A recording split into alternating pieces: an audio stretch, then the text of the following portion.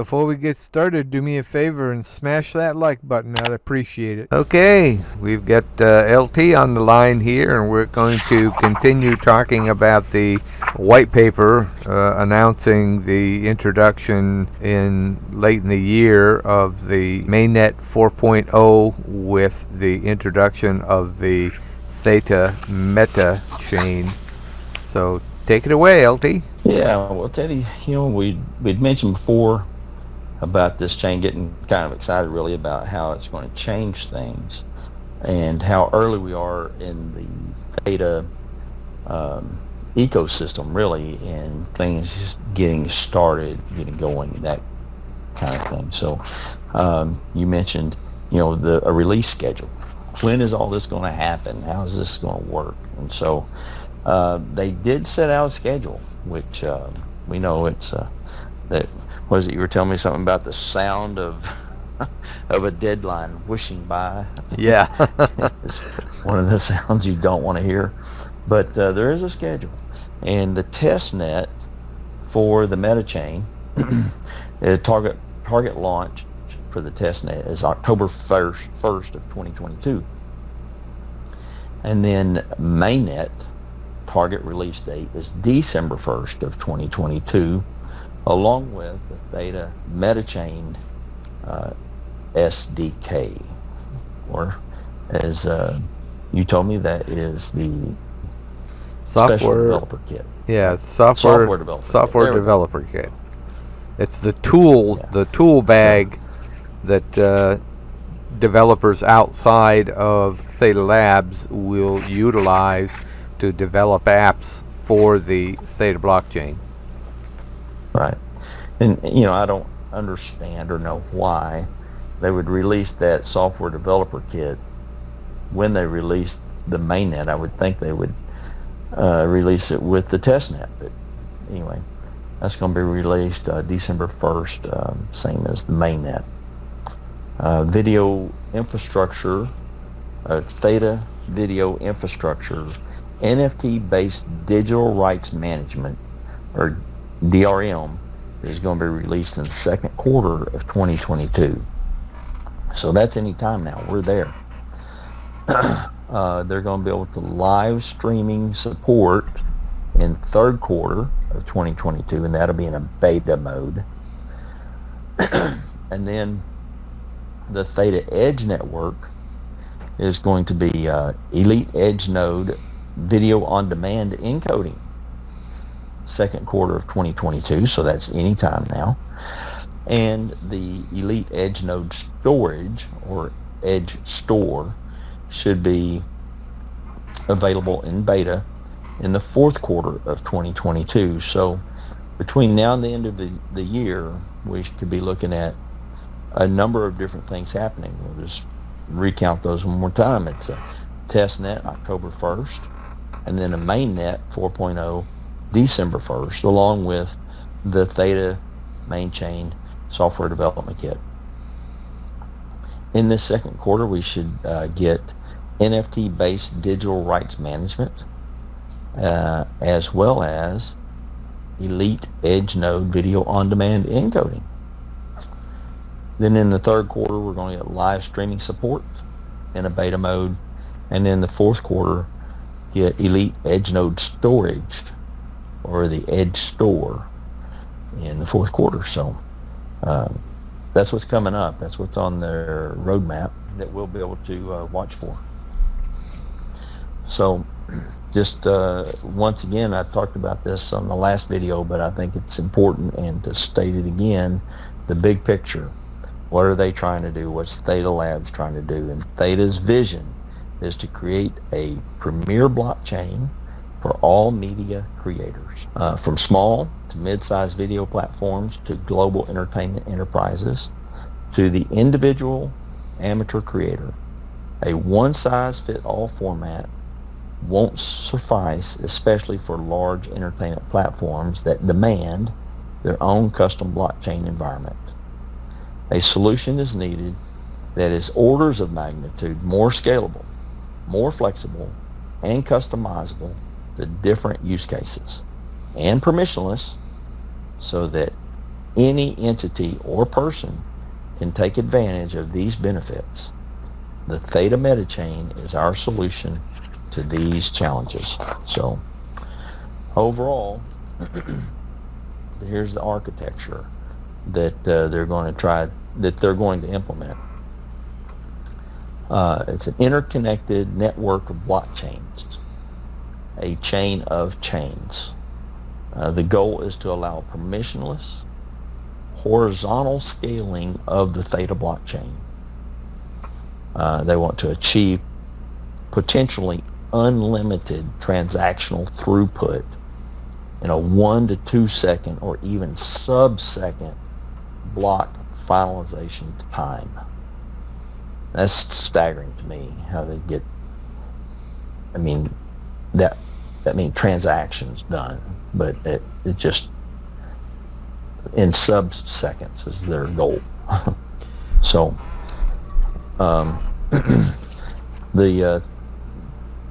it's going to consist of one main chain and an unlimited number of subchains.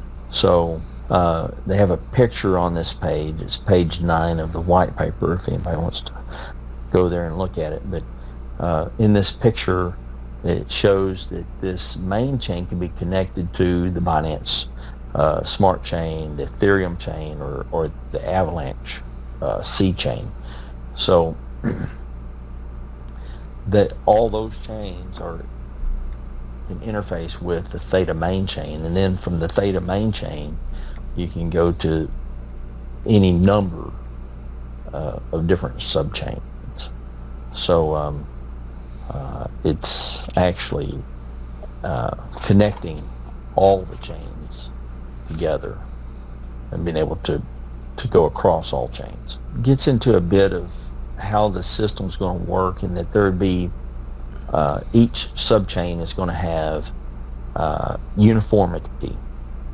So each chain and all the subchains are Ethereum or EVM compatible. So they're compatible with Ethereum chains, EVM compatible, and can thus provide a unified programming interface to all the dApp developers.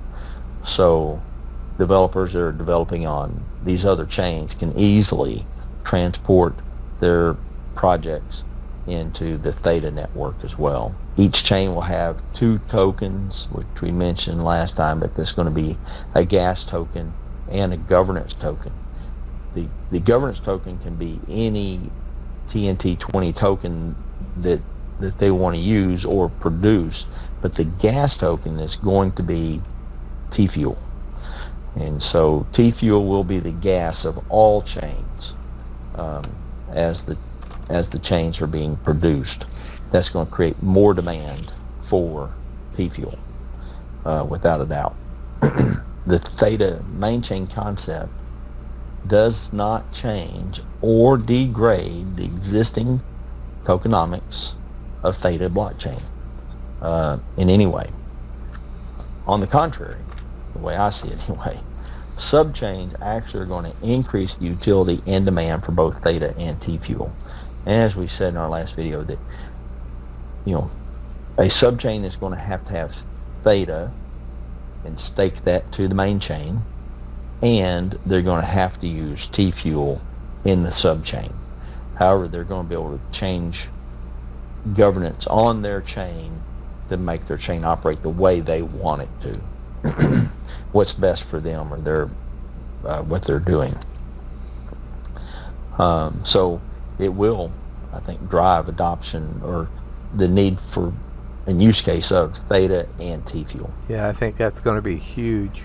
And you talk about the speed of transactions on the subchains. I believe that that's going to be accomplished because each subchain is going to have its own validators operating on that subchain, and they will not have to be processing transactions from any of the other entities on the Theta blockchain. They will be processing only the transactions related to the subchain in question. And so by doing that, they are going to be able to increase the speed at which the transactions occur. I believe that's the way that'll happen. Yeah, there's a figure on page 11, figure 3, that is showing that very thing, that a subchain validator container, that is, they'll use an RPC to input data from a subchain into the main chain.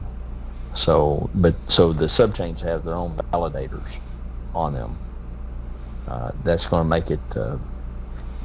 That's how they're able to get so much speed out of it. The subchain validator can detect where I was reading that. Validator can detect the governance tokens staking happening on the main chain in real time and update the validator set properly. So this will be happening in real time. That's how they're going to get so much speed out of it. It's also going to be able to facilitate cross-chain asset transfers. So there's going to be an interchain messaging channel. So this gets a little more into the weeds than what I'm familiar with, but it makes this architecture scalable, decentralized, and can support an arbitrary number of subchains. So basically limitless. Yeah, it's going to be exciting. It's if you think about it, let's use an analogy here that you've got these edge nodes out there, and each edge node is processing video encoding that it's been tasked with. And if you increase the load of video encoding that needs to be done, you can just have additional edge nodes to take on that load. So it's the magic of parallel processing. It's like you can have as many edge nodes processing jobs as you need. And if people like you and I are already running an edge node, but they need more edge nodes, GPool, for example, could spin up any number of edge nodes to help with the load. So that's how they'll do it. Right. I watched a video last week of how to set up an edge node on AWS. So you can have a virtual node set up out there, so it's up and running 24/7. Because that's always been my problem where I live. I have poor internet service, and so it's hard for me to run an edge node out here and have it up any kind of time at all, and then for it not to interfere with the other things I need to do. And so I was interested. Wow, you can set up a virtual node. Pretty cool, really. And in fact, a virtual guardian. So pretty cool. Yeah, you can do that. You can do it on AWS. You can do it on Google Cloud. You can actually, I believe, GPool offers dedicated edge nodes where you can basically own the edge node. Well, not own it, but I mean it'll be dedicated to you and you alone. So you just pay them the fee and they'll handle everything for you. Right. So yeah, that's and of course you're going to earn TFUEL when setting up those nodes. Yes, and I believe that edge nodes are going to be become more profitable within the next 6 months or so, I suspect they will start. Right now, running an edge node is a loss situation because it's really just not earning enough TFUEL to even pay the cost of electricity to run it. But I think that within 6 months to a year at most, that will be changing, especially with the introduction of the Mainnet 4.0 and the meta chains. Well, the other thing that's going to help is that, and we know this from that Wes Levitt interview from last week, is that there's going to be a wrapped Theta is coming, and probably a bonded TFUEL. So you'll be able to have an elite edge node that is TFUEL staked to an edge node, and be able to have a bonded, be able to basically use that in these other chains. So that's going to make the economics of running your edge nodes better. Oh yeah, just because you're going to be able to use that. And as a matter of fact, so, I mentioned in a previous video, the bonded TFUEL and just the regular TFUEL, and I kind of mentioned it backwards.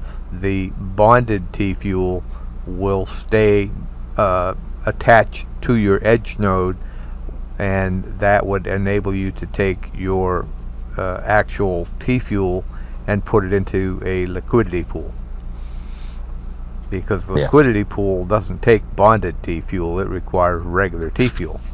The bonded TFUEL is what would be staked to your elite edge node. Right, and of course none of that's been released yet. We really don't know how it's going to work completely, but it is a promising prospect, so yes, I'm looking forward to that happening. And Theta Labs, according to DeGard, has come back and asked DeGard to write it up and submit it to him, so they are interested in the prospect of doing that. Right. So let's see here, going through some of this creating of a subchain. Anybody's going to be able to do it. It's permissionless. Whoever wants to create a subchain could create a subchain, and they're going to have to do certain things. Of course, they have to deposit TFUEL as collateral. So this TFUEL that you deposit onto the main chain is going to be collateral. Theta tokens to be registered on the smart contract for the main chain. That's TFUEL or Theta? That'll no Theta. Theta. Theta. Theta will be used. Yeah. Theta tokens will be registered to a smart contract on the main chain as collateral for the subchain.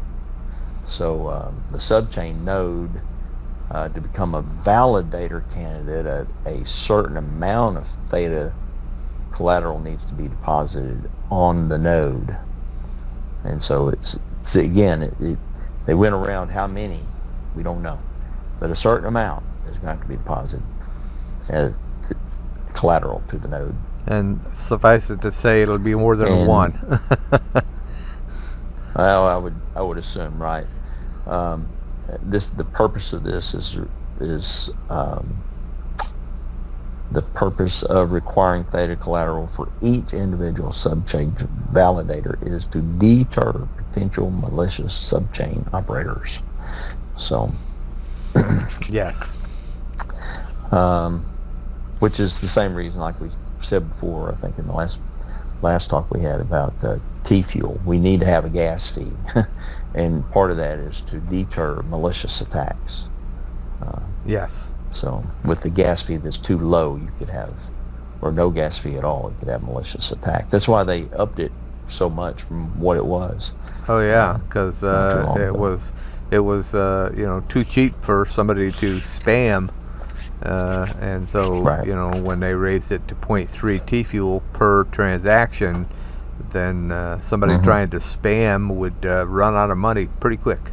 Right. So after they stake, the node is eligible to propose and vote a new subchain blocks when that next dynasty starts. So they've got a starting time. A dynasty corresponds to the fixed number of blocks on the chain, i.e. 500. And the next number will be determined later as we get closer to the launch. So this is still in process, right? So they're still coming up with exactly how everything's going to work. After the initial staking, the subchain operators can launch the staked validators, which should start producing new blocks through the subchain consensus protocol. And users can now transfer their TFUEL from the main chain to the subchain and start experiencing fast transaction confirmation and low fees enabled by the Theta metachain technology. So, and just kind of reading as we're talking here. So there's going to be an unstaking. Subchain operators can also unstake and redeem their collateral. So you can do that. So that would be Similar to basically staking shutting down the subchain. Right.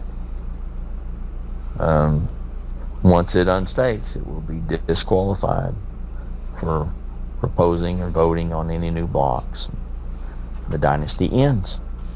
Yeah. So the pending stake is returned to the original wallet.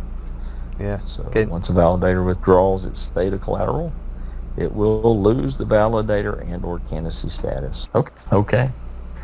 So we were discussing here how the subchains you're going to be able, you have to deposit Theta as collateral.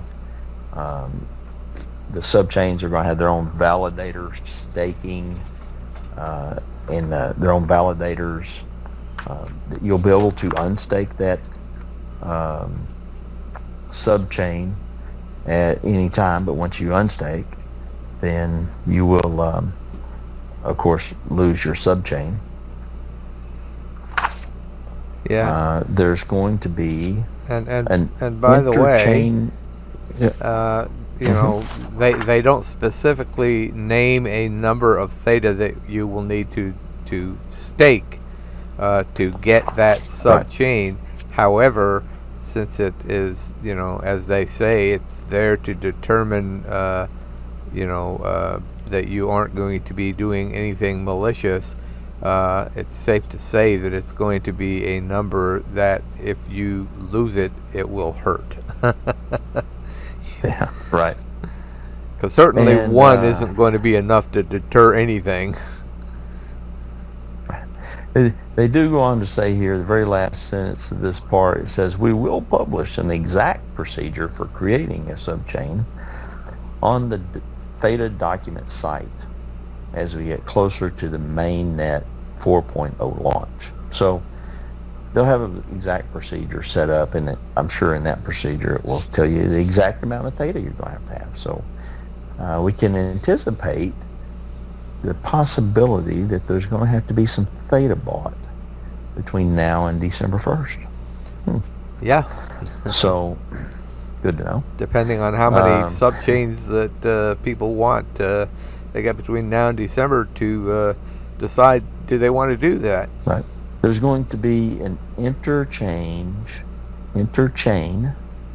messaging channels, or IMC. That means something different in my world, but the interchange messaging channel protocol to facilitate crypto asset transfers between the main chain and subchains. So it can be TFUEL, these crypto assets can be TFUEL, it can be another TNT20 token or a TNT 721 token, which is a smart contract, I believe, or other types of digital assets. So anyway, you're going to be able to transfer between chains through this interchain messaging channel. So that's, I don't know why they're going to need that, but they're going to have it. Converted when there is no subchain or main chain asset transfer, the next processor is responsible for posting the cross-chain transaction to the main chain. Okay, so they have a backup plan in case the subchain goes away. Note that the main chain needs to keep track of the subchain validator set in real time. So in order to decide if the incoming cross-chain transaction has been confirmed in the subchain. Okay. It says this is easy achieved in our design. Well, I'm glad they think so. Cross-chain asset transfers and proof of that. They have a whole cross-chain. They have a way of proving that and doing these transfer proofs through different transactions. The Merkle path, a locking transaction, TX. Anyway, like I said, it gets kind of difficult. These things don't mean anything to me. What's a Merkle tree? A Merkle tree root. So some guy named Merkle created programmers, it. I guess probably so. They go into a little more depth here about how this is going to work using different ZK snark proof and depending on the cost of the snark. So anyway, I think it's it's interesting that they included all that, but it means nothing to me. Yeah. But they have, they've made arrangements. They know what they're doing. Comparison with Cosmos IBC, and Cosmos IBC uses separate trustless relayer nodes to relay messages between two chains. So they're going to have, looks like, compatibility with Cosmos chain. Anyway, they talk about how they're going to do some different, how they're going to do things differently. So, using a roll-up feature, we call this the ZK roll-up extension. Okay. Yeah, I'm not positive, but I think that ZK snark is a methodology that allows one entity to prove to another entity that they possess a piece of secret data without divulging the secret data that they possess. If that makes any sense. Yeah, I knew. Yeah. That does make sense. I mean,